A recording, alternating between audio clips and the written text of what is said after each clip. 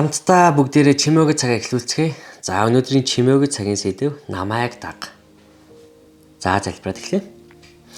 Эзэн минь ээ, тэгээд би таны үгнээс суралцахаар ирлээ. Өөрийнхөө үгээр биднийг дагуулж, таны үг биднийг үнэхээр өөрчлөх болтугай гэж залбирч байна. Амен.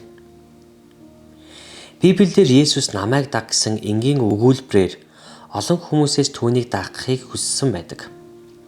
Энэ бол эрс тэс урилга байсан.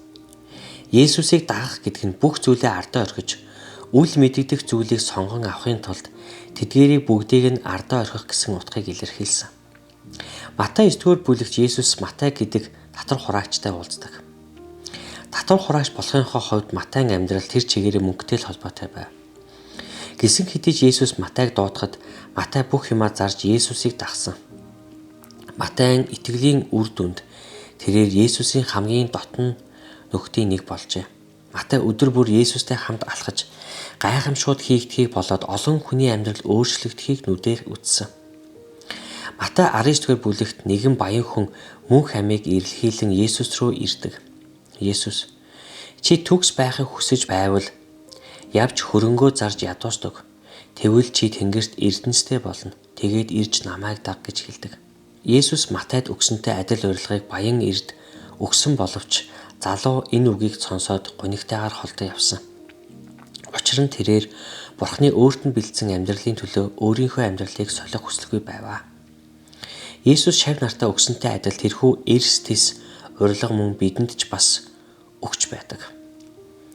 Тэрбээр амьдралынхаа бүхий л талуудыг түүний дотор санхүүжилтээ Бурханд захируулахаар өгөхөд биднийг уриалж байдаг.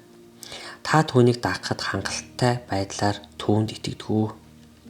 За Матай 9:9.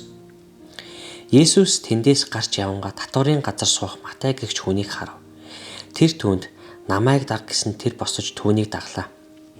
Есүсийг айлд ширээн тухлан байтал татвар хураагч нүгэлтнүүд олноороо ирж Есүс ба шав нарынханд хамт тухлан суув. Үүнийг харсан фарисеучуд шав нарт нь яагараа танаа багш татвар хураагч нар ба нүгэлтнүүдийн хамт хооллож байдаг билээ гэжээ. Харин Есүс үүнийг сонсоод эмч эрүүлдэнд бус өвчтөд нь хэрэгтэй. Харин явж би тахлыг бус инэрлийг хүсдэг гэсэн нь ямар учиртайг мэд. Учир нь би зөвхтийг бус харин нүгэлтнүүдийг дуудахаар ирсэн юм гэвэ гэж. Амен. Тэгээд эзний үг үргэлжлүүлэн та бүхэнтэй ярих болтугай. Тэгээд Бурхан ивэг